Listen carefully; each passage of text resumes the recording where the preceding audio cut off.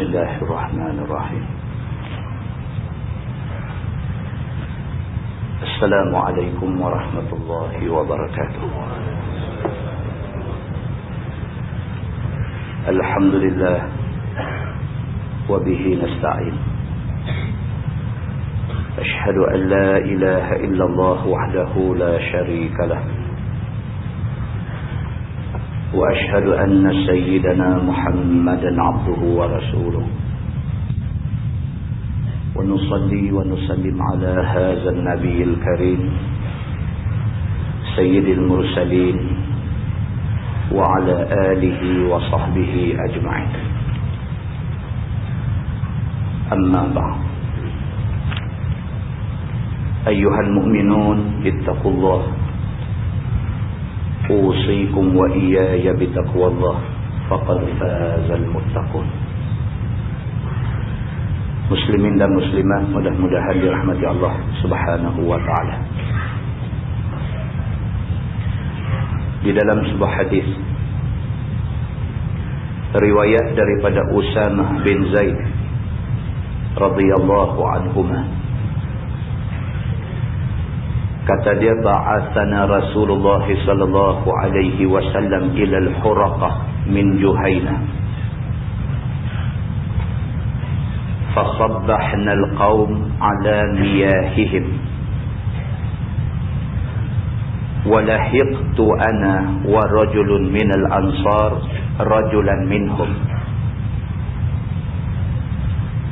falamma ghashinahu qala لا إله إلا الله فكف عنه الأنصاري وطعنته برمحي حتى قتلته فلما قدمنا المدينة بلغ ذلك النبي صلى الله عليه وسلم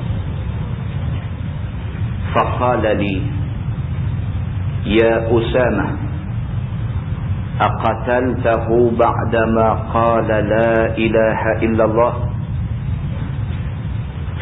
قلت يا رسول الله إنما كان متعوذا. فقال النبي صلى الله عليه وسلم أقتلته بعدما قال لا إله إلا الله؟ فما زال يكررها علي حتى تمنيت أني لم أكن أسلمت قبل ذلك اليوم أو كما قال متفق عليه. وفي رواية فقال رسول الله صلى الله عليه وسلم أقال لا إله إلا الله وقتلته؟ قلت يا رسول الله إنما قالها خوفا من السلاح.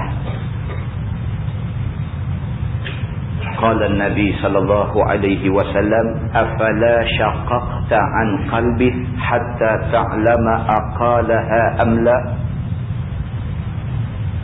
فما زال يكررها حتى تمنيت أني أسلمت يومئذ atau kama qala muttafaqun alaih. Seorang sahabat yang juga anak angkat Nabi sallallahu alaihi wasallam, nama dia Usamah bin Zaid. Kita kena ingat Usamah bin Zaid dua-dua sekali. Zaid bapa dia Zaid bin Harithah, anak angkat Nabi. Anak Zaid nama dia Usamah bin Zaid, pun anak angkat Nabi. Kedua-dua mereka ni, Zaid bin Harithah dengan Usamah bin Zaid, di dalam beberapa hadis lain disebutkan sebagai hibbu Rasulullah sallallahu alaihi wasallam. Disebutkan sebagai buah hati Nabi sallallahu alaihi wasallam. Di kalangan ulama hadis, mereka mengatakan sama ada Zaid bin Harithah ataupun Usamah bin Zaid, anak dia, walaupun mereka ni, walaupun dua-dua beranak ni bukan daripada darah daging Nabi, tetapi mereka diterima sebagai Ahlul Bait, sebagai ahli keluarga Nabi sallallahu alaihi wasallam. Hadis yang kita baca dalam mukadimah malam ni adalah hadis riwayat daripada Usamah bin Zaid, buah hati Nabi sallallahu alaihi wasallam. Kata Usamah, ba'athana Rasulullah sallallahu alaihi wasallam ila al-Huraqah min Juhainah. Nabi sallallahu alaihi wasallam telah menghantar satu pasukan tentera ke satu tempat yang bernama Huraqah, iaitu tempat tinggal satu suku, iaitu suku Juhainah. Nabi hantar satu pasukan tentera untuk nak pergi lawan dengan mereka ni. Fasabbahna al-qaum ala miyahihim. Pagi-pagi lagi tentera yang Nabi hantar ni sudah sampai di kawasan ayah kaum Juhainah ini. Awal-awal pagi mereka dah sampai di kawasan Miyah, kawasan ayah, yang menjadi kawasan suku Juhainah duk ambil ayah. Pagi-pagi lagi tentera yang Nabi hantar dah sampai di situ. Kata Usamah, walahiqtu ana wa rajulun minal ansar rajulan minhum. Usamah bin Zaid, anak angkat Nabi ni, dia kata dia dengan satu orang sahabat Ansar telah berjumpa dengan seorang laki-laki daripada suku Juhainah. Pagi itu ditakdirkan Allah, dia jumpa dengan musuh. Dia orang yang mula jumpa musuh. Dia dengan satu orang sahabat dia daripada sahabat Ansar, mereka dua orang jumpa musuh pagi itu. Falamma ghashinahu, apabila kami mendekati musuh ni, mereka nampak musuh yang mereka nak pergi cari ni, mereka nampak bila mereka pergi dekat dengan musuh ni, qala la ilaha illallah. Musuh ni tiba-tiba mengucap la ilaha illallah. Fakaffa anhul ansari. Sahabat Ansar, sahabat kepada Usamah ni, bila dengar kawan ni mengucap, dia pun stop, tak jadi buat apa ke musuh ni. Pasal dia main ni kerana nak perang dengan orang bukan Islam. Bila sampai-sampai musuh ni mengucap depan dia, fakaffal ansari. Sahabat Ansar ni terus stop, tak jadi ambil apa-apa tindakan kerana musuh sudah mengucap, dia sudah jadi orang Islam. Wa ta'antuhu bi rumhi hatta qataltuh. Tetapi Usamah kata, aku tak bagi can, aku ambil anak panah, aku radak perut dia, mati musuh ni. Falamma qadimna al-Madinah, apabila selesai perang kami balik ke Madinah, balagha zalika an-nabi sallallahu alaihi wasallam. Cerita aku tikam musuh yang dah mengucap la ilaha illallah ni, cerita ni sampai kepada Nabi sallallahu alaihi wasallam. Sahabat lain pun sejak daripada duk ada di tempat tu lagi dah pakai duk cakap-cakap dah macam mana ni.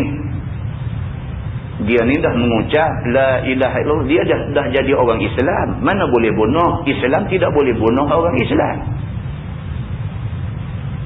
Yang Usamah pitikam juga dia ni, sedangkan dia ni dah mengucap, baru tak saat ni mengucap la ilaha illallah. Pasal apa Usamah bunuh dia? Bolehkah Usamah buat macam tu? Jadi duk sembang, duk bincang sama-sama sahabat ni tak selesai, melainkan kena bawa balik benda ni kepada Nabi SAW, nak dengar Nabi kata apa. Kata Usamah, falamma qadimna al-Madinah, apabila kami balik sampai di Madinah, balagha zalika an-nabiy sallallahu alaihi wasallam. Berita ni sampai ke Nabi sallallahu alaihi wasallam. Nabi panggil Usamah.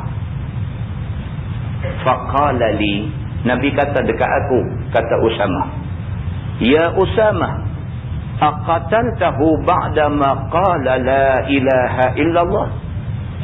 Nabi kata, wahai Usamah, kamu bunuh dia setelah dia kata la ilaha illallah? Nabi terus tanya soalan tu. Nabi tak pusing-pusing dah benda lain. Nabi tak tanya balik bila, macam mana, hampa pergi sana, tak ada dah. Nabi terus tanya benda tu. Menunjuk kata ini benda besar. Menunjuk kata ini satu tajuk besar. Menunjuk kata ini satu benda yang mesti kena selesai cepat. Nabi panggil Usamah sampai Nabi kata terus, ya Usamah aqataltahu ba'da ma qala la ilaha illallah. Betul ke berita yang aku dengar ni, kamu bunuh dia sedangkan dia baru mengucap la ilaha illallah? Jawab Usamah, ya Rasulullah, innama kana muta'awwizan. Dia kata, ya Rasulullah, betul aku memang bunuh dia setelah dia mengucap la ilaha illallah, tapi dia mengucap tu kerana nak lindung diri. Usamah bagi alasan.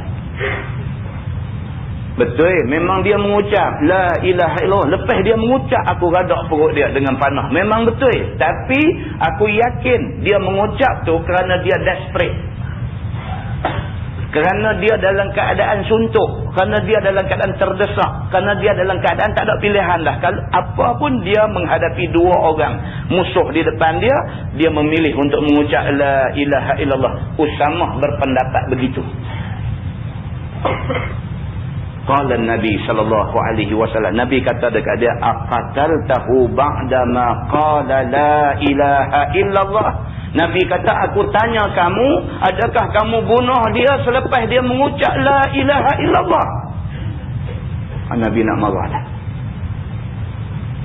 Aku tak minta alasan daripada kamu, tapi aku nak tanya kamu, betulkah kamu bunuh dia setelah dia mengucap la ilaha illallah? فَمَا زَالَ يُكَرِّرُهَا عَلَيَّ حَتَّى تَمَنَّيْتُ أَنِّي لَمْ أَكُنْ أَسْلَمْتُ قَبْلَ ذَلِكَ الْيَوْمِ. Usamah kata, Nabi duk sebut benda tu berulang-ulang kali, tak berhenti-henti. Dia jawab ke, dia tak jawab ke, dia bagi alasan ke, dia tak bagi alasan, dia pakai senyap saja ke, Nabi duk tanya soalan tu tak berhenti. Nabi kata, aqataltahu ba'da ma qala la ilaha illallah. Usamah hang bunuh dia lepas dia mengucap la ilaha illallah. Usamah senyap. Usamah hang bunuh dia setelah dia ucap la ilaha illallah. Nabi tanya sampai Usamah kata, hatta tamannaitu, sampai aku ni jadi duk teringat dalam hati, anni lam akun aslamtu qabla zalikal yaum. Alangkah baiknya kalau sebelum ni, kalau sekiranya sebelum daripada Nabi tanya ni aku orang yang bukan Islam, la baru aku masuk Islam, alangkah baiknya kalau aku macam tu, dia kata. Maksud dia apa? Maksudnya dia menyesal sungguh. Kalaulah perbuatan dia bunuh orang ni dia buat masa dia belum Islam, alangkah baiknya lepas pada dia bunuh orang baru dia masuk Islam. Dia masuk Islam menyebabkan semua dosa dia Tuhan ampun. Tapi malangnya dia bunuh orang tu selepas dia sudah jadi orang Islam, sampai dia teringat dalam hati, alangkah baiknya kalau aku bunuh itu berlaku sebelum aku masuk Islam. Muslimin dan muslimat yang dirahmati Allah sekalian, satu pengajaran yang boleh kita ambil daripada hadis tu ialah nyawa orang Islam haram ditumpahkan oleh mana-mana orang Islam. Marah macam mana pun dekat saudara sama se-Islam, darah dia haram kita tumpahkan. Walaupun dia baru masuk Islam, tak sah ni, baru seminit tak sah dia masuk Islam, darah dia terus dipelihara oleh agama, oleh Islam, oleh agama Allah Subhanahu wa taala, oleh Allah Subhanahu wa taala. Dan yang kedua, daripada hadis itu dapat kita faham bahawa sahabat Nabi, mereka rasa hidup mereka tidak bermakna kalau sekiranya Nabi SAW tunjuk tak suka pada mereka, ataupun tak suka pada perbuatan mereka. Wa fi riwayah, dia kata, dan dalam satu riwayat lain, qala Rasulullah SAW, aqala la ilaha illallah wa qataltah. Dan satu riwayat lain kata, Nabi kata dekat Usamah ni, adakah selepas dia kata la ilaha illallah kamu bunuh dia? Jawab Usamah, ya Rasulullah, innama qalaha khaufan minas silah. Usamah pertahan tindakan dia. Dia kata, ya Rasulullah, sesungguhnya dia kata tu kerana takut pedang, dia kata. Sesungguhnya dia ni suku Juhainah yang aku jumpa ni, dia sebut la ilaha illallah khaufan minas silah, kerana dia takut tengok pedang hak kami duk pegang. Dia sebut kalimah itu kerana takut pedang, bukan kerana nak masuk Islam.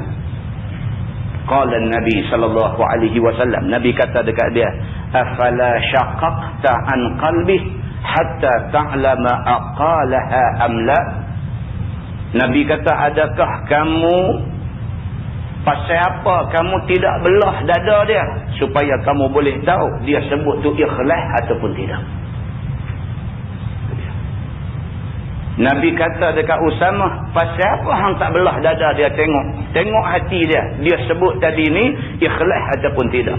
Maksud hadis ni ialah Nabi SAW nak bagi tahu kat kita, kita tak tahu apa yang ada dalam hati orang.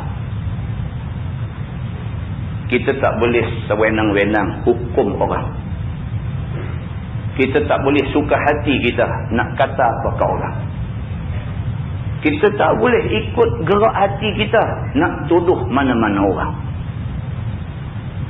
Sebaliknya, Nabi SAW kata, nahnu nahkum bil zawahir wallahu ya'lamu bil bawatin. Kita kalau nak hukum orang berdasarkan zahir dia. Allah yang mengetahui tentang batin seseorang itu. Kita tak boleh, dia dah mengucap la ilaha illallah, hukum dia orang Islam.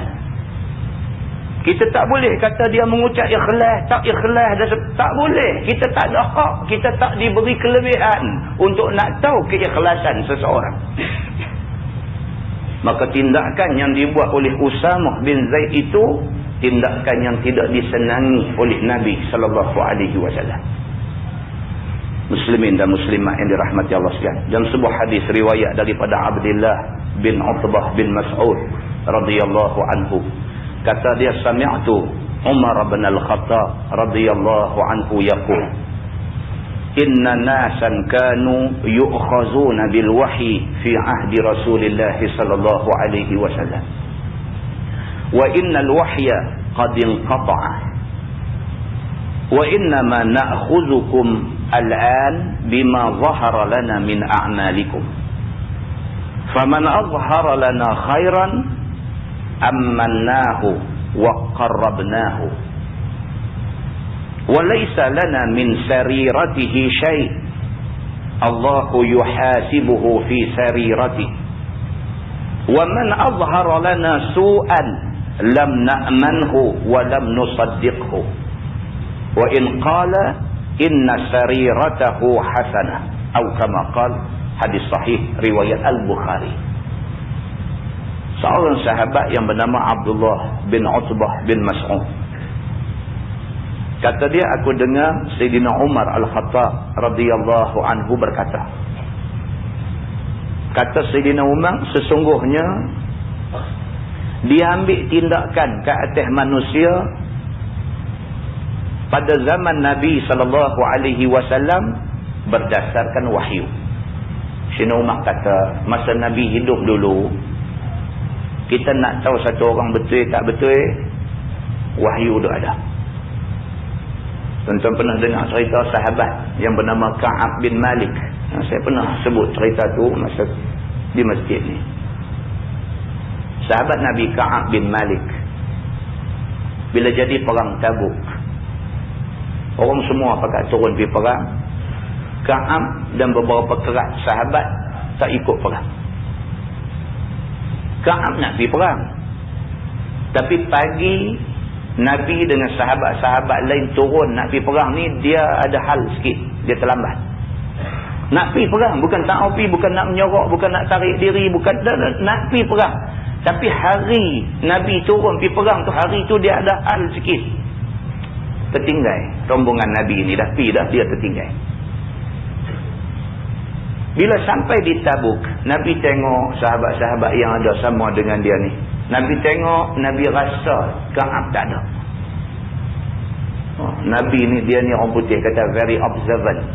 Dia ni, dia perhati. Dia kenal sahabat yang ada, yang tak ada, yang lama tak ada, baru ada balik. Nabi ni dia very observant. Dia tengok, dia kenal. Maka Nabi SAW bila dah tentera sampai di Tabuk, Nabi tengok. Ka'ab tak ada. Nabi kata, ma fa'ala Ka'b bin Malik. Nabi kata, mana dia Ka'ab bin Malik? Apa dia buat? Dia tak main sama dengan kita hari ni. Nabi kata macam tu. Satu orang sahabat daripada Bani Salamah, dia bangkit, dia terus jawab ke Nabi. Dia kata, ya Rasulullah, habasahu Burdah. Dia kata, ya Rasulullah, Ka'ab ni tak main sama dengan kita pasal dia ni bangkit lambat. Nak bergaram kat kawan. Bila Nabi tanya, mana dia Ka'ab bin Malik, aku tak nampak dia pun. Ada kawan bangkit jawab ni. Bangkit jawab tu, jawab nak perui garam kat kawan. Dia bangkit, dia kata, ya Rasulullah, habasahu Burdah. Dia ni terhalang oleh selimutnya. Maksud dia, tak bangkit tidur. Pada kita bertolak tadi awal, jadi dia tak ada sama dengan kita, nampak sangat tak bangkit tidur. Ada juga di kalangan sahabat Nabi, manusia, maklum sajalah, jawab macam tu. Bila dia jawab macam tu, Muaz bin Jabal, sahabat yang seorang lagi pula, terus kata balik. Dia kata, bi'sama qulta. Dia kata, dia kata, cemar sungguh perkataan kamu. Dia defend kawan ni. Bi'sama qulta. Dia kata, ambu buruk sungguh apa yang hang kata. Wallahi ya Rasulullah, kata Muaz bin Jabal, demi Allah ya Rasulullah, ma'alimna alaihi illa khairah. Kalau kata Ka'ab bin Malik ni, kami tak pernah dengar benda tak elok tentang dia. Melainkan dia ni, hak kami duk dengar, dia ni orang yang baik-baik. Ada orang pertahan Ka'ab bin Malik ni. Tak apalah, Nabi pun, dia tanya aja. Bila habis perang Tabuk, Nabi balik mai ke Madinah dan sebagainya. Nabi kebiasaan, dia bila balik daripada musafir, Nabi tak balik rumah terus. Nabi akan singgah di masjid, semayang sunat 2 rakaat di masjid apa semua. Di masjid itulah barulah orang-orang yang tak ikut serta perang ni pakat-pakat mai beratok nak jumpa Nabi. Masing-masing nak bagi uzur, nak habang pasal apa tak pergi perang sama dengan Nabi. Ada 80 orang yang tak pergi perang. Seorang masuk bagi tahu ni, saya senak perut, saya pening kepala, saya bini saya tak sihat. Biasalah. Kan? Alasan, macam-macam alasan bagi Ka'ab ni. Ka'ab bin Malik ni dia yang ke-80. Dia last sekali. Dia duk tunggu seorang-seorang. Duk pergi jumpa Nabi ni. Dia rasa sangat bersalah. Sangat bersalah. Dia tengok seorang pergi habang lagu ni, seorang pergi habang lagu ni, seorang pergi habang ni. Dia duk ingat dalam hati dia, aku tak mau bohong, aku nak cakap terus terang. Tak ada guna bohong. Dia kata, bohong Nabi ini berdosa saja aja. Bila sampai dekat dia, dia kata, falamma sallamtu tabassumal mughdha. Bila aku sampai dekat Nabi, aku bagi salam. Assalamualaikum ya Rasulullah. Nabi senyum. Tapi dia kata, tabassumal mughdha. Senyum Nabi itu aku tahu, senyum marah, dia kata. Bila dia bagi salam ke Nabi, Nabi jawab salam dan Nabi senyum. Tapi senyum ni senyum tak cantik. Dia pun kata dekat Nabi, dia kata, ya Rasulullah, aku sebenarnya nak cakap benar dengan kamu, aku tak mau tipu kamu, aku nak cakap hak sebenarnya macam mana. Dia kata, sebenarnya pada hari kamu dan tentera-tentera Islam semua turun pergi perang, aku tak ada uzur apa, aku tak ada masalah apa. Cuma aku ni jenis makngai, orang kata. Kan, kalau lengai tu satu bab, makngai ni dia slow lagi. Dia kata, aku ni slow sikit, dia kata.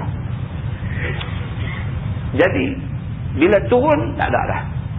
Semua orang dah bertolak pergi dah. Jadi aku tertinggal. Aku mengaku aku silap lah. Dia kata, sepatutnya aku kena berjaga lebih awal untuk turun. Dia mengaku macam tu apa semua dekat Nabi. Nabi kata dekat dia, ama hadza faqad sadaq. Nabi kata, betul ke apa yang hang kata ni? Dia kata, betul. Memang betul. Tak ada uzur apa, pening kepala pun tak, sakit apa pun tak, bahkan saya cukup sihat. Cuma pasal itulah, dia kata, jenis slow ni, dia kata. Nabi kata dekat dia, faqum hatta yaqdiyallahu fik. Nabi kata, bangkit, ambil balik. Aku tak mau kata apa. Nabi kata, tunggu sampai Allah jatuhkan hukum pada kamu. Ini yang hadis kita baca tadi. Zaman Nabi, hukuman boleh tunggu Allah buat mai hukum. Apa hukum nak kena ke orang ni? Dia ni betul-betul, dia betul ke ataupun dia ni tak betul? Allah bagi tahu ke Nabi. Maka Ka'ab bin Malik pun tak lama selepas tu Nabi SAW tak cakap dengan dia. Nabi nak tunggu Allah bagi tahu betul-betul Ka'ab ni macam mana dia ni. Nabi tunggu Allah bagi tahu. Dalam tempoh duk tunggu mai keputusan daripada Allah ni, Nabi tak bercakap dengan dia. Dia mai himpit Nabi, Nabi pergi kelai. Ini adalah hadis sahih riwayat Imam Muslim. Dia mai balik kiri, Nabi pi balik kanan. Dia mai balik kanan, Nabi pi balik kiri. Dia bagi salam, Nabi jawab tak dengar. Nabi tunjuk dekat dia, kata Nabi tak suka dia tak ikut sama masa berlaku perang ni. Nabi tunjuk Nabi tak suka. Cukup 40 hari, Nabi kata dekat dia. Nabi kata jangan kamu dekati isteri kamu. Oh, lagi berat hukuman. Tuan-tuan, torture. Jadi satu torture dekat Ka'ab bin Malik ni. Nabi tunjuk tak suka kat dia. Sahabat-sahabat pun tak berani nak cakap dengan dia. Sebab Nabi tunjuk Nabi tak suka kat dia. Dia pergi jumpa Sayyidina Abu Bakar, pegang tangan. Dia kata, wahai Abu Bakar, tolong aku. Kamu rapat dengan Nabi. Tolong aku. Tolong bercakap dekat Nabi. Aku mengaku aku salah. Nak hukum aku hukum. Jangan buat aku macam ni. Abu Bakar golek kepala. Abu Bakar kata, aku tak boleh buat apa. Tunggu Nabi nak kata apa. 50 hari dia kena macam tu. Baru turun ayat 117 sampai 119 daripada surah Taubah. Turun ayat tu menjelaskan bahawa Ka'ab bin Malik sebenarnya tidak bersalah. Dia bukan saja tak mahu nak ikut serta dalam perang, tetapi oleh kerana dia ni tabiat dia jenis slow. Dia tak salah. Bila turun ayat tu, Nabi SAW terima ayat tu waktu subuh. Lepas sembahyang subuh, Nabi SAW terus beralih kepada sahabat dia. Nabi kata, di kalangan kamu seorang, tolong pergi jumpa Ka'ab bin Malik. Bagi tahu dekat dia, Allah sudah terima dia. Sahabat ni punyalah dengar-dengar yang tu, berlari ke rumah Ka'ab ni. Berlari ke rumah Ka'ab. Ya Ka'ab, wahai Ka'ab, abshir, bergembiralah. Allah sudah turunkan wahyu. Kamu diterima untuk menjadi sahabat Nabi SAW.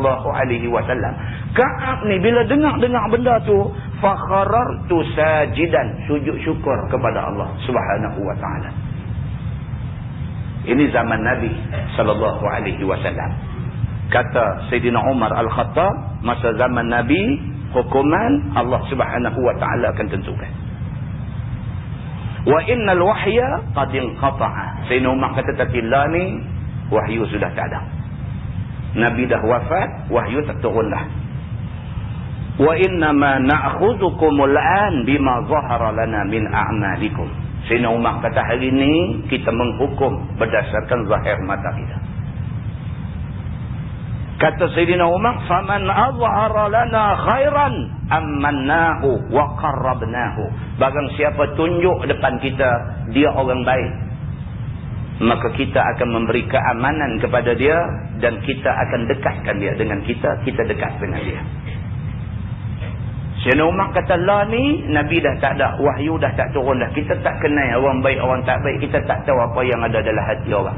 Mana-mana orang tunjuk zahir dia baik, kita terima dia sebagai orang baik. Walaysa lana min sariratihi syai', dan kita tak tahu, kita tak boleh persoal apa yang ada dalam hati dia. Tak boleh persoal. Kita tengok dia zahirnya dia okey, dia semayang, dia bercakap memang cakap dia depan kita, dia cakap sebagai orang Islam, dia menerima Quran, dia menerima hadis Nabi, ammannahu. Kita mesti memberi keamanan dengan dia, dia saudara kita. Kalau dia saja duk main buat manis mulut bercakap depan kita macam tu, sedangkan hati dia macam mana, tu Allah saja yang tahu, kita tak tahu. Begitu. Allahu yuhasibuhu fi sarirati. Allah akan menghisap batin dia macam mana. Wa man azhara lana su'an. Sayyidina Umar kata, tapi siapa yang mai depan kita tunjuk dia jahat. Depan kita dia tunjuk dia minum arak. Depan kita dia tunjuk dia berzina. Depan kita dia tunjuk dia ambil Quran lempak buang. Depan kita dia tunjuk dia hina ayat-ayat Quran. Depan kita dia tunjuk terang-terang dia ni jahat dalam agama. Misalnya, lam na'manhu, kita tidak beri keamanan pada dia. Sayyidina Umar kata, walam nusaddiqhu, dan kita tak percaya pada ucapan dia. Dia tunjuk depan kita kata dia tak suka dengan Islam, kita tak akan percaya dia. Begitu. Wa in qala inna sariratahu hasanah, sekalipun dia kata hati dia baik, kita tak percaya dia. Hadis itu hadis sahih riwayat Al-Bukhari. Muslimin dan muslimat yang dirahmati Allah sekalian, daripada hadis itu dapat kita faham. Yang pertama, kita orang Islam, tunjuk kata kita sayang ke Islam. Itu pengajaran dia. Kita lah ni kita orang Islam, kita marah kalau orang cuba nak nafikan Islam kita.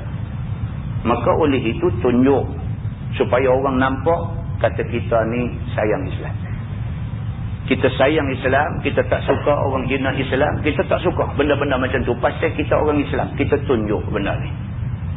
Tapi kalau kita tunjuk kita tak suka Islam, orang tak suka kita. Orang tak suka kita tak apa tuan-tuan. Allah tak suka kita. Di mana kita nak duduk? Tak ada sejengkai bumi ni hak orang yang lain daripada Allah Subhanahu wa ta'ala.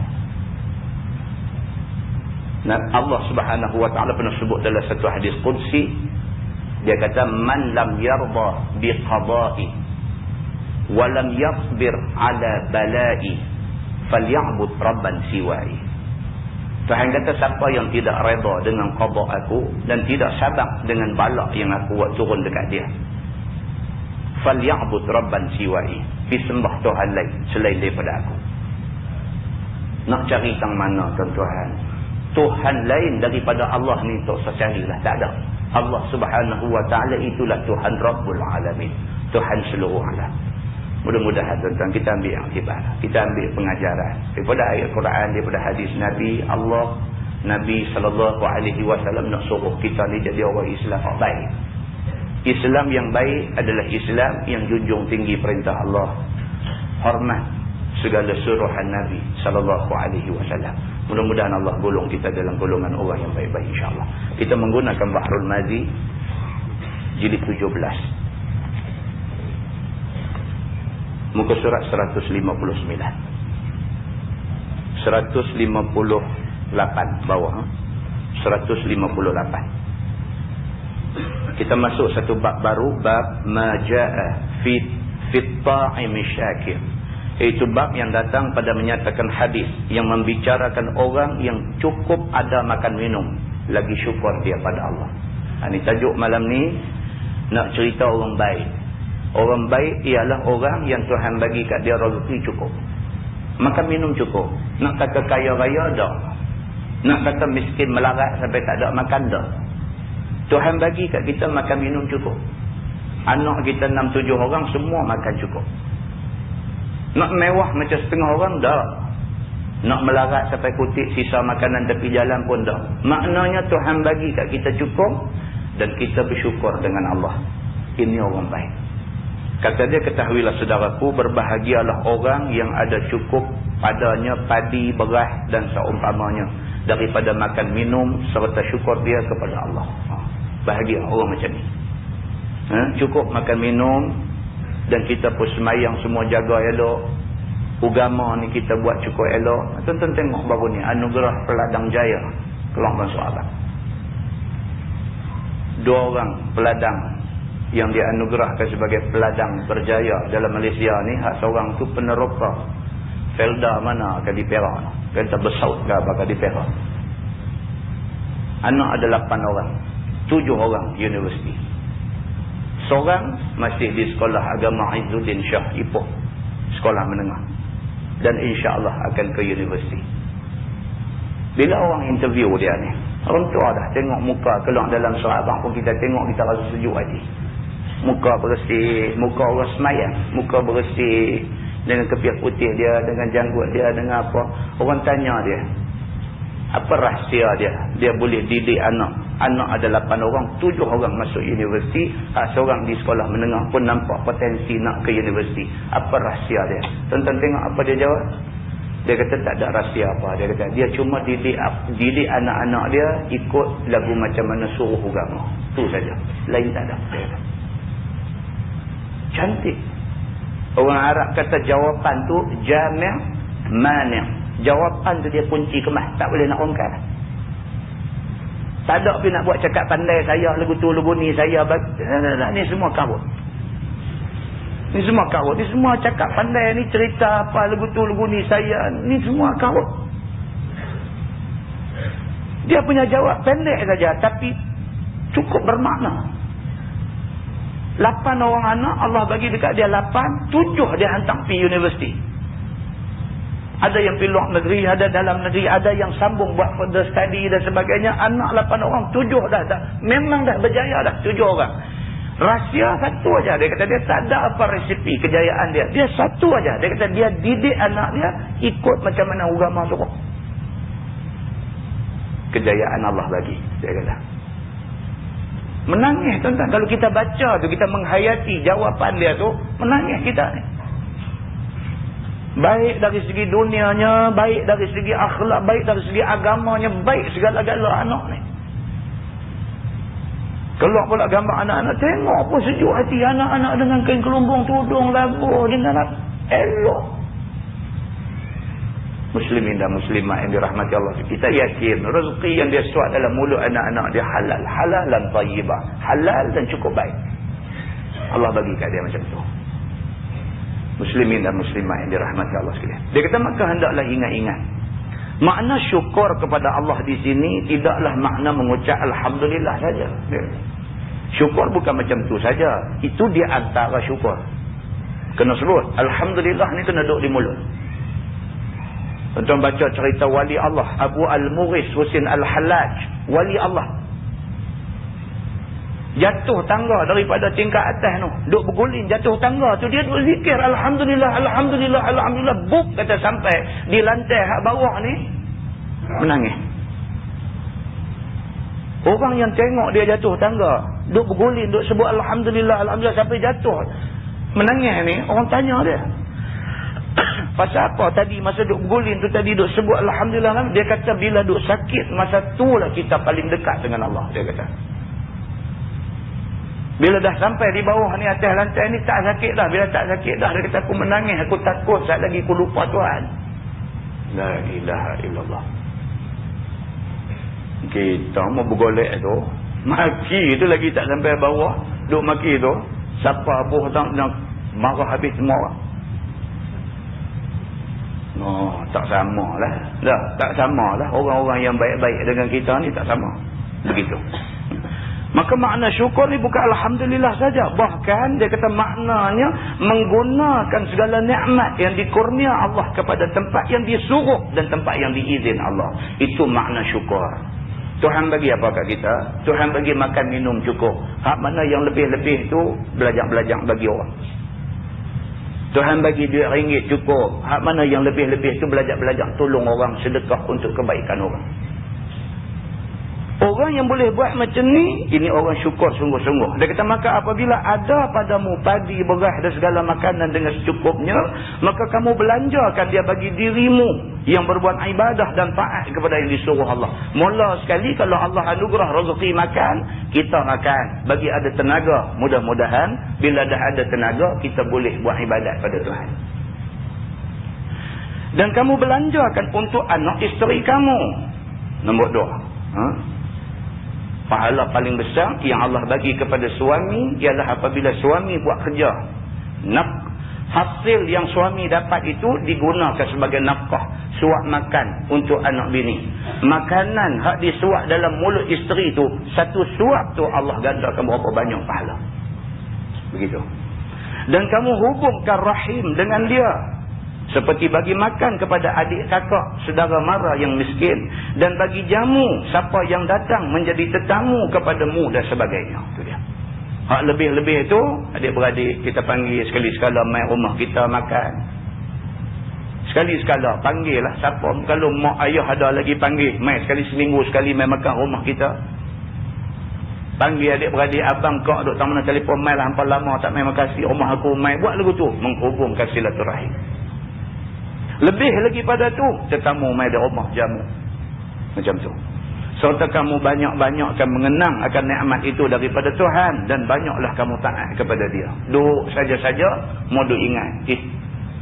Aku ni mengaji bukan tinggi mana pun, tapi rezeki Tuhan bagi ke aku. Mau ingat macam tu. Kawan saya, dia sampai PhD, mengaji daripada bachelor, sambung master's degree, sambung sampai PhD, sampai dapat doktor, lepas tu Profesor Madya, doktor lagi, panjang nama. Satu hari dia main sembang dengan saya, sembang dia kata, Ustaz, saja kita sembang bila saja nak lempang satu benda untuk kita sembang. Dia kata, saya kata apa? Tak lah, dia kata kadang-kadang duk fikir dia kata dunia ni tak adil betul, dia kata. Saya kata lain macam bunyi dia kata. Tak lah, dia kata kadang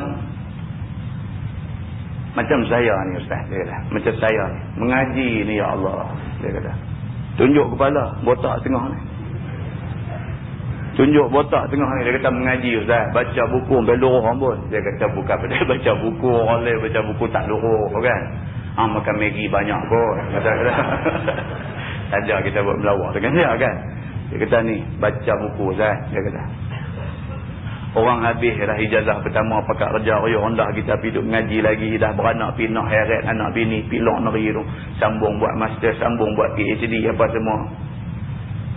Tu kira-kira balik gaji, dia kata tak berbaloi dengan mengaji, dia kata gitu. Saya kata tu banyak lah tu, nak banyak mana langsung. Doktor PhD ni kan, gaji gedebuk-gedebuk campur apa semua 7-8 ribu sebulan. Saya kata cukup lah tu, banyak lah tu. Dah, dia kata bukan apa ni duk fikir. Kita ni jadi pensyarah di universiti, kita duk mengajar budak-budak. Budak-budak hak mengaji kat kita ni, dia kata ijazah pertama saja, tapi bidang engineering. Dia keluar universiti, ijazah pertama saja, pergi kerja dengan syarikat-syarikat international ni, kerja dengan Nokia, kerja dengan Motorola. Orang hantar pergi sana sini, gaji orang bayang dalam US punya currency. Dia kata convert duit US currency ni, convert mai ke duit kita ni sampai 7-18 ribu. Dia kata anak murid kita mengaji ijazah pertama aja, yang kita ni guru dia, kita ni sampai PhD, kita 7 ribu, dia 17 ribu. Dia kata oh tak puas hati tang tu.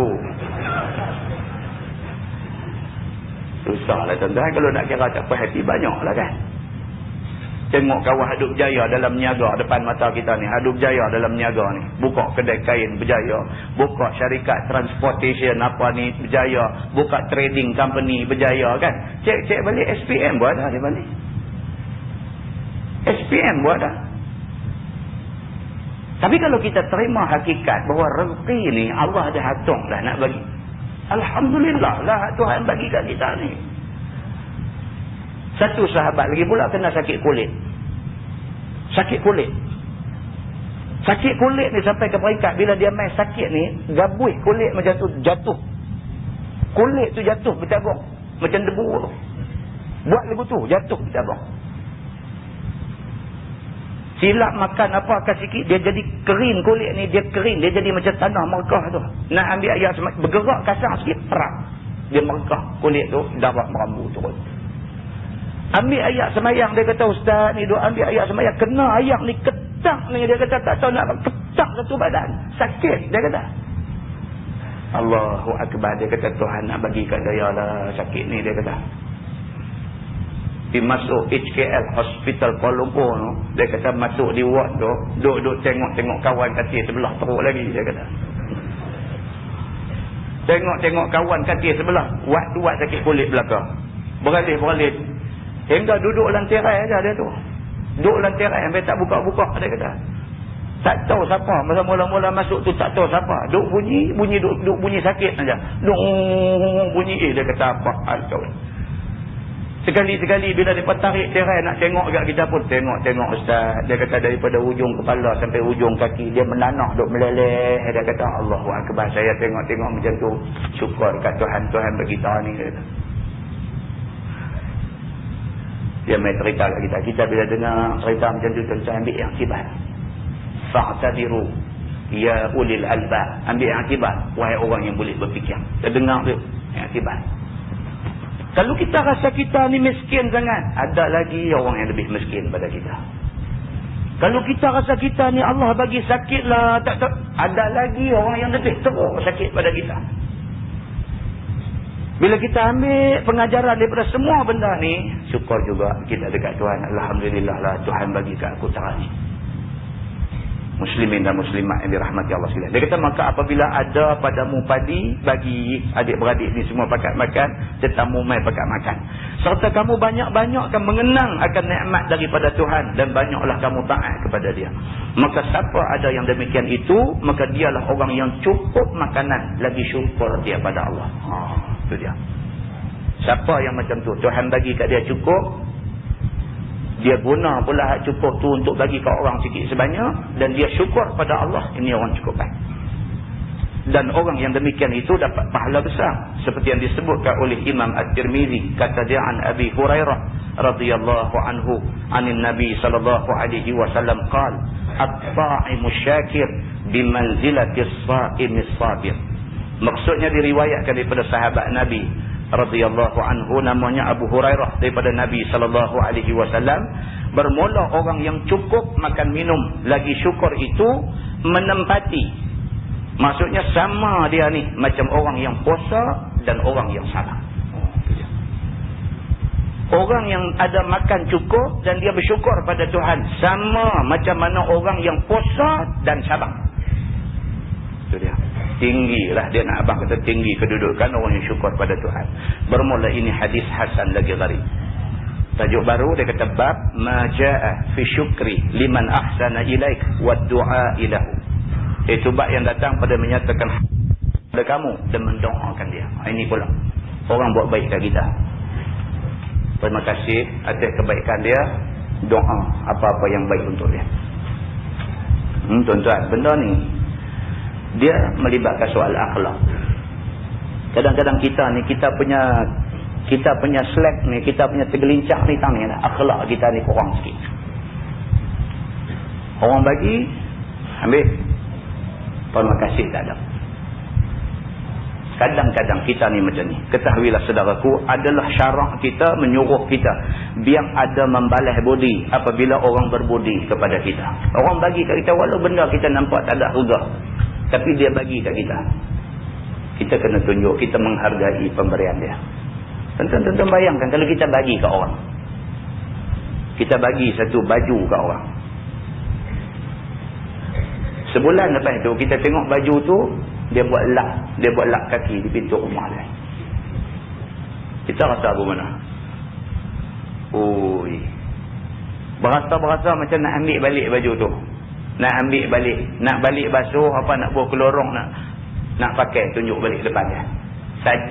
Saja nak buat, nak tunjuk kat dia, kata hang, aku bagi kat hang baju ni, aku sayang, aku bagi kat hang buat lap kaki.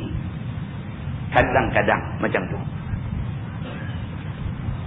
Itu baru bagi baju. Tuan-tuan boleh bayangkan ibu bapa bagi dekat anak ni, bagi kasih sayang, bagi segala-gala dekat anak. Tiba-tiba anak-anak tunjuk dia tak hargai apa yang mak pak bagi. Macam mana rasa mak pak ni? Sakit. Allahu Akbar. Maka tak mau jaga. Telefon Allah, mak minta maaf mak saya minggu ni kursus. Allah minta maaf mak saya minggu ni. Allah minta maaf mak. Sama-sama adik-beradik ni kak telefon dekat adik-adik, telefon kat abang, kata ni abang jagalah abang bini abang tak kerja. Walaupun mak tak tahu, tapi anak ni dia buat macam tu. Abang jagalah, abang bini abang tak kerja, saya dua-dua kami lelaki bini kerja. Abang ni pula jawab, sungguh kau hang tak kerja. Dia kata, tapi aku anak ramai, mana kau hang nak jaga anak lagi, nak jaga mak lagi. Tuan-tuan, kalau mak dengar lah benda tu, dia kata aku mati di rumah. Dia kata aku mati di rumah. Kecil hati ya, kecil hati. Kalau baju kita bagi ke orang, orang buat lap kaki, kita rasa tekilan sangat dah hati kita. Ni kita bagi kasih sayang melimpah-limpah dekat anak buat lagu tu kat kita, rasa aku mana? Tapi satu aja tuan-tuan, benda ni Nabi katakan, dia ada beberapa benda yang Tuhan akan balas sebelum penjamatan. Di antaranya ni, buat tahanan kat mak pak. Sebelum kita yang buat tahanan kat mak pak ni, sebelum kita penjamatan, Tuhan akan balas kat kita. Anak kita nanti buat kat kita. Muslimin dan muslimat yang dirahmati Allah sekalian. Dan biarlah banyak-banyak terima kasih kepadanya. Orang buat baik kat kita, terima kasih banyak-banyak. Mak pak kita buat baik, dia telefon kita, dia kata ni hang lapang dah hari Rabu ni. Jawab lapang dulu, apa pun jawab lapang dulu. Walaupun kita ada kerja. Dia kata hang lapang dah hari Rabu ni. Kita kata lapang awaknya. Dah dia kata ubat mak habis dah. Dia kata. Dengan nak ajak hang pergi klinik. Tak ada masalah. Pukul berapa? Mak nak pergi. Kerja kita nombor 2 tuan-tuan. Ni mak ni nombor 1 dulu. Tapi tak ramai anak-anak buat macam tu. Telefon ni hang lapang dah hari Rabu ni. Dia tahu dah orang tua ni nak kacau dah. Tahu dah. Kawan akai jenuh. Berkawan dengan macam-macam orang. Kan? Mak telefon tanya ni hang lapang dah hari Rabu ni. Dia kata Rabu ni daripada pagi sampai tengah malam penuh. Tak boleh celah. Mak dia tak boleh nak celah pagi. Tak boleh. Pagi sampai tengah malam penuh. Dia kata. Ambo jangan buat macam tu. Begitu. Baik. Dia kata maka apabila seorang daripada saudara kamu bagi sesuatu daripada pakaian atau makanan atau tanah atau rumah atau tanam-tanaman ataupun apa saja, maka hendaklah balas budinya itu dengan beri apa-apa yang upaya pada kamu. Ini Islam ajar. Dia bagi apa pun kat kita, balas. Kalau mampu. Balas. Walaupun hak kita balas ni tak macam dia bagi. Dia orang kaya. Kita berkawan dengan orang kaya. Dia bagi kat kita sekali-sekali. Dia lepas mai kat kita harga sampai 2-3 ribu. Macam mana kita nak balas kat dia? Kita balas ayam serama sekong beri kat dia. Kan? Kita ada ayam serama di rumah misalnya. Tak tahu dah nak buat macam mana. Kan? Tak tahu dah nak buat macam mana. Kita ni kebetulan orang tua kita sakit ke apa ke semua. Terpaksa nak menjalani satu pembedahan kan.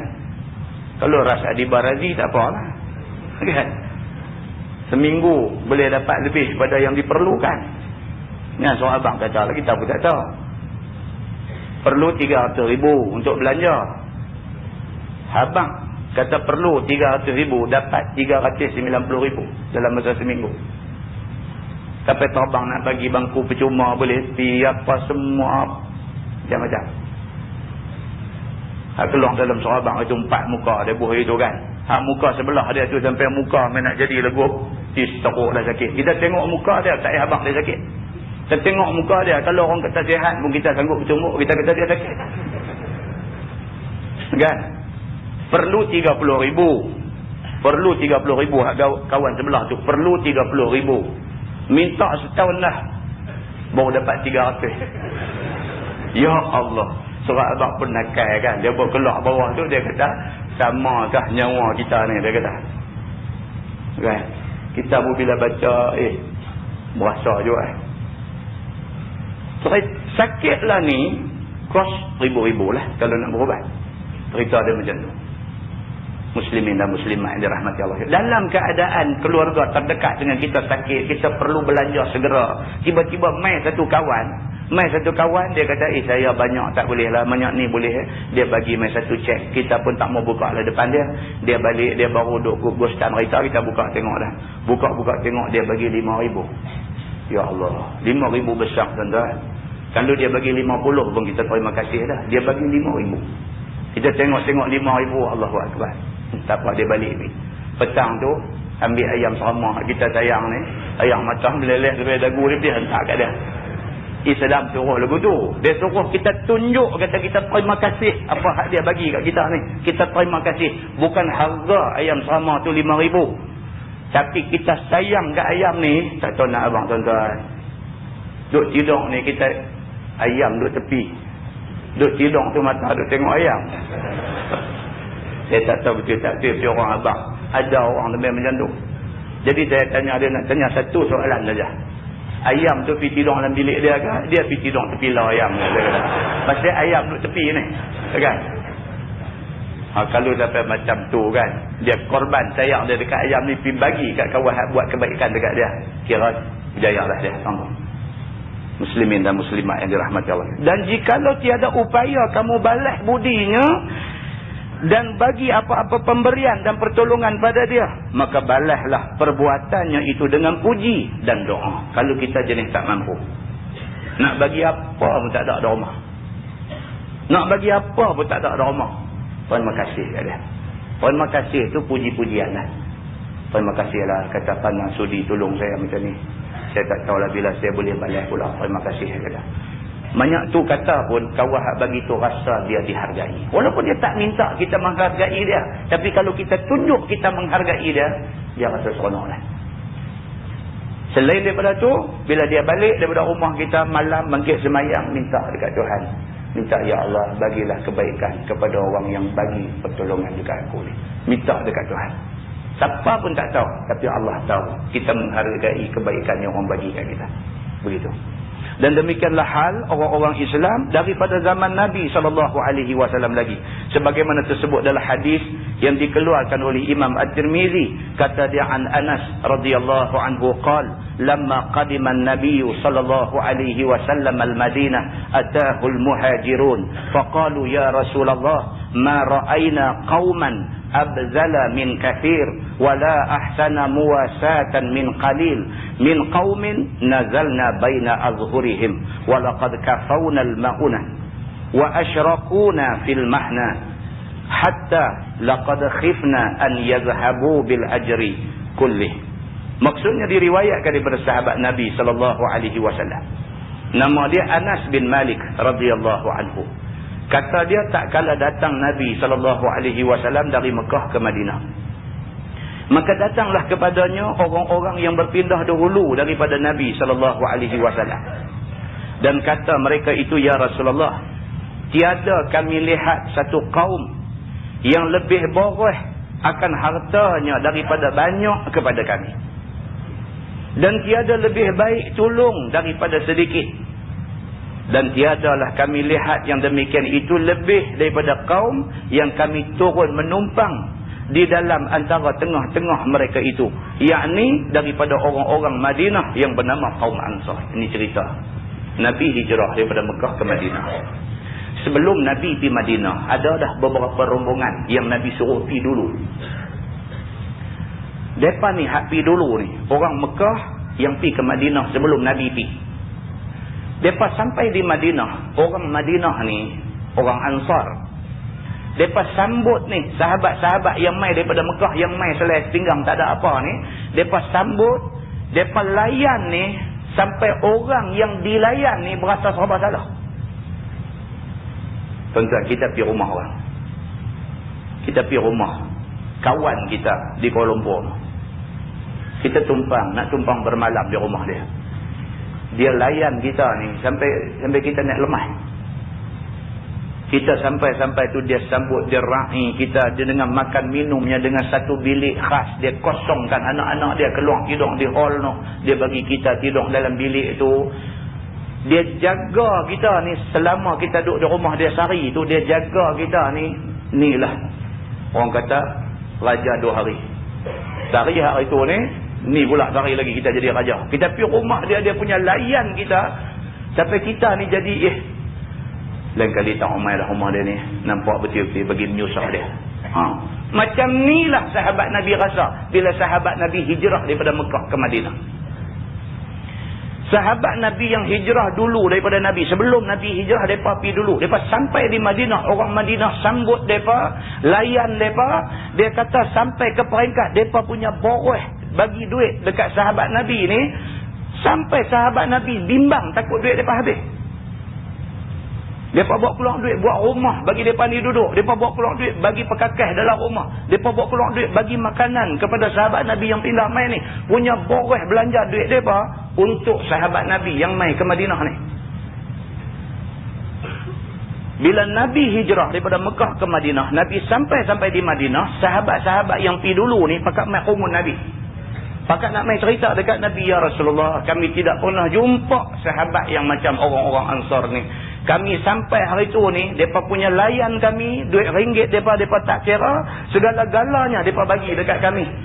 Mereka ni lah orang-orang Madinah yang kata orang Ansar ini. Mereka memang Ansar sungguh, mereka memang tolong kami sungguh-sungguh. Cerita dekat Nabi macam tu. Maka demi sesungguhnya telah dicukup oleh mereka itu, yakni oleh Ansar, akan belanja kami, yakni belanja rumah kami daripada makan minum. Dan bersama-sama kongsi mereka itu dengan kami pada kehidupan. Isteri, tuan-tuan, ada 3. Sahabat daripada Mekah ni pindah mai seorang. Dia tunjuk isteri 3 orang ni. Dia kata, hak mana hama Jadi. Pilih hak mana? Jadi. Kalau kita lah kan, ada lebih. Nak pilih. Dah, aku nanti bagi. Bagi itu kena. Sahabat Ansar ni tuan-tuan, dia bukan kata dia bagi. Pilih. Aku ada isteri 3 orang. Pilih. Kalau ada anak, pilih. Dia ra'i ni, sahabat-sahabat Nabi namai daripada Mekah ke Madinah ni, dia ra'i macam tu. Jangan hang rasa kesunyian di sini. Rumah kami bagi, belanja makan kami bagi, tak seronok nak isteri kami bagi, hang tunjuk hak mana, aku cerai. Habis iddah, kahwin dengan. Sampai macam tu mereka boleh buat tentang ni yang kata sahabat Nabi, sahabat-sahabat Ansar tuan-tuan. Dan kita ni kalau kita baca dalam keadaan kita kurang beriman, kita tak percaya. Kalau kita baca cerita ni dalam keadaan kita kurang beriman, kita tak betul-betul faham yang kata sahabat Ansar ni lagu mana. Kita baca, kita senyum seorang-seorang. Senyum tu senyum tak percaya. Dan kita kata takkan sampai macam ni. Exaggerate kita kata. Orang putih lah, cakap orang putih. Dia kata exaggerate. Dia kata ni saja besar-besar sangat ni. Cerita sebenar tak lagu ni. Tapi sebenarnya macam tu tuan-tuan. Yang kata sahabat Ansar ni. Maka tidak heran. Mereka ni dijanji syurga oleh Allah Subhanahu Wa Taala. Sehingga takut kami rasanya bahawa pergi mereka itu dengan pahala semuanya. Sahabat-sahabat ni kata dekat Nabi, kami takut mereka ni punya buat baik kat kami, kami takut kami ni tak ada pahala dah. Pahala boleh kat mereka semua. Itu dia, sampai macam tu. Yang ni tidak ada kami pahala daripada apa suatu. Bahkan mereka itu jua yang berpahala dengan amal mereka itu. Dan budi mereka itu kepada kami. Apabila mendengar Nabi SAW, maka dijawab oleh Nabi. Faqala Nabi SAW, la ma da'autumullah halahum wa atnaitum alaihim. Maka sabda Nabi SAW, tak hilang pahala kamu selama kamu berdoa kepada Allah Ta'ala bagi mereka itu. Itu dia. Nabi kata dah, hampa tak rugi. Pahala untuk hampa ada. Walaupun mereka yang berbuat baik dekat hampa. Tapi kalau sekiranya hampa bila terima kebaikan yang mereka buat, hampa minta doa dekat Tuhan supaya Tuhan murahkan lagi rezeki mereka. Misalnya, doa dekat mereka tu hampa dapat pahala. Nabi kata. Begitu. Dan memuji sekalian kamu atas mereka itu, yakni atas orang Ansar itu, menyebabkan kamu dapat pahala. Puji. Belakang mereka, kita bercakap dengan orang, kita kata, aku tak pernah jumpa macam dia ni, bagus sungguh lah. Dia tolong aku hari tu ni. Cerita kebaikan yang kau tu buat, dicerita ke orang lain. Kita cerita kebaikan yang orang tu buat, kita puji kebaikan yang orang tu buat dekat kita, kita dapat pahala. Muslimin dan muslimat yang dirahmati Allah. Pasal apa? Macam tu Islam punya janji kat kita. Pasal kebanyakan daripada manusia ni, dia hak baik dia suka katung, hak buruk tu dia suka dia buka. Ini manusia. Kawan tu buat baik kat dia 10 tahun, buat baik kat dia, memang kawan baik dia, memang tolong dia macam-macam 10 tahun. Sekali kawan tu buat tak elok, dia duk cerita hak sekali tu, hak 10 tahun dia kambuh habis lah. Muslimin dan muslimat yang dirahmati Allah sekalian, ini manusia. Manusia yang rosak kerana turut hawa nafsu dia. Nafsu manusia tak ada lain tuan-tuan, melainkan dengki, iri hati, buruk sangka. Ini nafsu. Kalau turut yang ni, binasa kita. Bukan binasa orang, binasa kita. Kita membinasakan amalan yang kita dah buat, kita binasakan. Kan? Hasad, dia makan kebaikan yang kita buat ni. Hasad dengki, dia makan kebaikan yang kita buat ni seperti mana api makan kayu api yang kering. Muslimin dan muslimat yang dirahmati Allah sekalian, mudah-mudahan kita ambil aktibar. Dan tak banyak, kita ambil 1-2 cukup. Sekali mengaji, kita ambil 1-2 cukup. 1-2 kita ambil tu kita amalkan. Kalau kita boleh amalkan sebulan 1-2 nilai baik, kita boleh amalkan sampai mati, kita amal benda tu. Allah Subhanahu Wa Taala suka dekat kita, sayang dekat kita lebih daripada orang yang buat satu kebaikan bersungguh-sungguh sekali saja, lepas tu tak buat sampai bila-bila. Tuan-tuan, yang ni benda-benda macam ni kita kena jaga. Saya baca tajuk apa di masjid mana dulu kan, tajuk tentang dawamul amal, tentang istiqamah dalam amalan. Dawam, satu benda aja kita boleh buat. Contohnya apa? Dalam hadis tu dia kata, nak tidur, letak aja badan di tempat tidur, baca ayat kursi. Jadi cerita tentang seorang sahabat, Abu Hurairah, sahabat yang cukup terkenal. Abu Hurairah radhiyallahu anhu, Nabi tugas dia suruh jaga hasil kutipan zakat fitrah. Bila dia duk jaga ni hasil kutipan zakat fitrah ni, malam tu ada benda mencuri. Mencuri ni hasil kutipan zakat ni, dia duk jaga ni, ada satu benda mencuri. Dia dapat tangkap benda tu. Benda tu merayu minta lepas, saya orang susah, saya miskin, saya anak ramai, saya mencuri ni barang ni bukan kerana, tapi kerana saya nak bagi makan anak saya miskin, anak ramai. Abu Hurairah pun kata tak apa, tapi lain kali dia kata kalau nak mai jumpa cakap betul-betul, jangan curi. Dia ni pun pi. Hadis sahih riwayat Imam Muslim. Pagi esok lepas sembahyang subuh, Nabi panggil Abu Hurairah. Nabi kata, wahai Abu Hurairah, semalam apa jadi? Hang ada tangkap siapa? Nabi kata. Nabi tak. Allah beritahu kat Nabi. Abu Hurairah kata, adalah satu orang semalam ni dia mencuri harta zakat kita ni, dia mencuri. Jadi saya tangkap dia. Dia orang susah, dia orang miskin, anak ramai dan sebagainya. Saya lepas dia lah, tapi saya kata lain kali jangan curi. Nabi golek kepala lah. Nabi kata kat dia tipu kamu. Nabi kata dia akan main lagi. Abu Hurairah pun lepas tu, bila Nabi kata tentu jadi punya, Abu Hurairah duk tunggu. Satu malam main pula. Dah ambil dah barang, right handed. Abu Hurairah tangkap dia dalam keadaan duk pegang barang. Abu Hurairah kata, hang lagi yang baru ni sampai sungguh-sungguh minta tolong, janji tak mau curi dah apa semua lagu ni apa. Dia kata lah, minta tolong lah. Dia kata aku memang susah sungguh, aku miskin sungguh. Dia kata ni mencuri ni untuk makan ni apa semua. Abu Hurairah pun kata okey, tapi yang ni last. Lagi sekali hang mai, aku bawa hang pergi jumpa Nabi. Oh terima kasih lah. Dia kata apa semua lepas.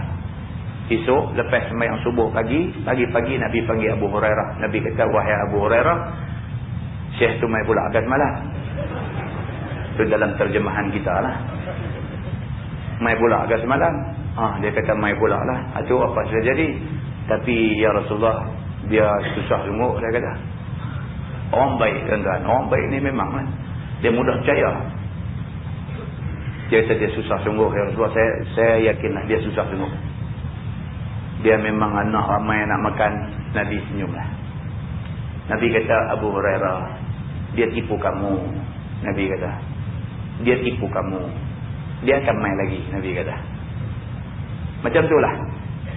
Sehinggalah sekali tu dia tangkap. Dia kata kali ni tak ada dah. Hang tak ada buat cerita apa, aku tak mau dengar dah. Hari ni hang mesti jumpa Nabi. Aku tak boleh dah. Aku tak boleh dah dengar hang ni. Aku dah tak ada percaya dah. Apa dia kata? Dia kata, okey lah ni aku minta tolong kang yang ni last. Hadis ni hadis sahih riwayat Imam Muslim. Tuan-tuan boleh rujuk dalam sahih Muslim, ada hadis ni. Yang ni betul-betul last lah. Dia kata okey lah. Dia kata lah macam ni, aku nanti bagi kang satu benda. Dia kata kalau hang buat benda ni, dia kata iblis syaitan tidak akan kacau hang sepanjang malam. Bila nak tidur, dia kata baca ayatul kursi. Allahu la ilaha illa huwal hayyul qayyum sampai habis ayat kursi. Baca. Dia kata daripada hang tidur sampai menjelang subuh esok, syaitan iblis tidak akan ganggu hang. Abu Hurairah ni dengar bagi ayat Quran surah aman ni. Okey, tapi last. Hilang dia. Pagi esok Nabi panggil Abu Hurairah. Nabi kata, ya Abu Hurairah, macam mana semalam? Dia kata, mai pula. Nabi kata kat dia, lepas tu macam mana? Lepas tu aku lepas dia juga. Tapi ya Rasulullah, dia kata, dia bagi dekat aku satu benda. Dia suruh aku amal benda ni. Nabi kata apa? Dia beritahu. Orang yang aku tangkap dah berapa kali dah ni, dia suruh aku sebelum tidur baca ayat kursi awal sampai habis. Dia kata iblis tak akan kacau orang yang baca ayat kursi ni sampailah menjelang subuh.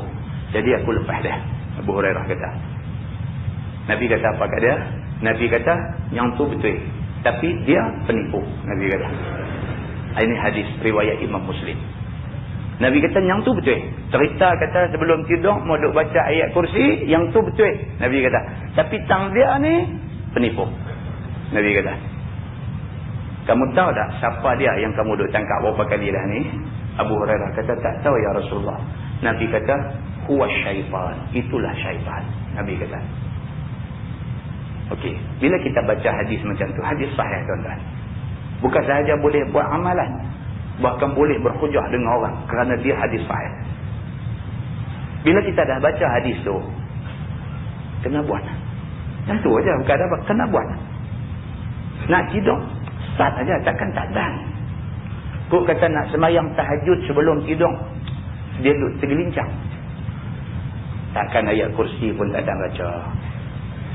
Tak aja badan dikata itu, a'udzubillahi minasyaitonirrajim, Allahu la ilaha illa huwal hayyul qayyum, ila akhir ayat. Lepas tu nak tidur, nak apa tidur. Kalau boleh buat yang tu, daripada mula kita dengar hadis tu, kita amal benda tu sampailah kita meninggal dunia. Itu dia panggil amalan yang istiqamah. Walaupun nampak sikit, tapi Allah melihat itu besar. Pasal apa? Pasal istiqamah. Kalau Nabi SAW boleh, Sayyidatina Aisyah kata Nabi seumur hidup Nabi tidak tinggal sembahyang witir. Witir Nabi tiap-tiap malam 13 rakaat. Sehinggalah waktu Nabi sakit nazak, sakit kuat, sakit teruk nak meninggal dunia, dekat nak wafat ni, Nabi punya witir 9 rakaat. Nabi punya witir ni tiap-tiap malam konsisten 13 rakaat. Sehinggalah Aisyah kata, sehinggalah Nabi dah cukup lemah dah, dekat nak wafat dah, witir Nabi 9. Bukan 1, bukan 3, 9. Kita umat Nabi Muhammad SAW boleh buat 3 sebelum tidur pun dah cantik lah. Masalah tak dan. Itu masalah kita. Bukan masalah tak reti, bukan masalah tak tahu, masalah tak dan nak buat. Jadi tuan-tuan, mengaji ni kalau sekiranya dia tidak membawa kita kepada kebaikan, mengaji kita sia-sia lah. Tapi kalau mengaji ni membawa kita kepada kebaikan, itulah mengaji yang disuruh oleh Nabi SAW. Mudah-mudahan tuan-tuan, tak ada siapa boleh cakap besar dalam soal ni, melainkan kita semua bergantung kepada Allah Subhanahu Wa Taala. Allah bagi kekuatan, Allah bagi dorongan, kita boleh buat. Dan kalau Allah dah bagi kekuatan, bagi dorongan, kita pilih untuk tak mau buat, kita akan jadi orang yang paling menyesal di depan Allah Subhanahu Wa Taala. Mudah-mudahan Allah Subhanahu Wa Taala bagi taufik dan hidayah pada kita semua, dan mudah-mudahan Allah Subhanahu Wa Taala lindungi kita, ahli keluarga kita, kawan-kawan kita daripada malapetaka, daripada bala yang kita tak mungkin boleh menanggungnya. Yang baik itu daripada Allah, yang tak baik silap saya. Kita tangguh dengan tasbih kafarah dan surah Al-Asr. Subhanakallahumma wa bihamdika, asyhadu an la ilaha illa anta, astaghfiruka. Bismillahirrahmanirrahim. Wal 'asri innal insana illa allazina amanu wa 'amilus اللهم صل على محمد في الأولين والآخرين وسلم. رضي الله تبارك وتعالى عن ساداتنا أصحاب سيدنا رسول الله أجمعين. بسم الله الرحمن الرحيم. الحمد لله رب العالمين حمدا يوافي نعمه ويكافئ مزيدا. يا ربنا لك الحمد كما ينبغي لجلال وجهك الكريم وعظيم سلطانك. رضينا بالله ربا وبالإسلام دينا وبمحمد نبيا ورسولا. اللهم افتح علينا فتوح العارفين وارزقنا فهم النبيين بجاه خاتم المرسلين. اللهم فقهنا في الدين وعلمنا التأويل واهدنا صراطك المستقيم. اللهم أرنا الحق حقا وارزقنا اتباعه وأرنا الباطل باطلا وارزقنا اجتنابه. اللهم اجعل جمعنا جمعا مرحوما وتفرقنا من بعده تفرقا معصوما. وصلى الله على محمد وعلى آله وصحبه وسلم والحمد لله رب العالمين. السلام عليكم.